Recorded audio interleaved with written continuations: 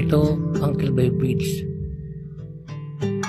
sa Del Gallego, Camarines Sur. Ito ay may habang 135 meters na nagdurugtong sa Camarines Sur at Quezon.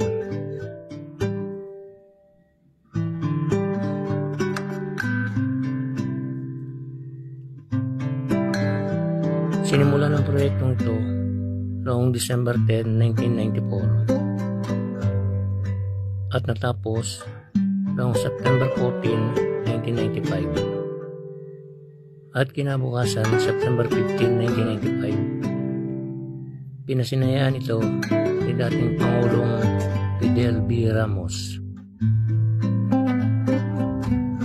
Matatagpuan ito sa Rolando R. Andaya Highway. Kilala rin ang lugar nito na Danawin na nasa kahabaan ng Quilbay River na ngayon ay tinatawag na Sabang River.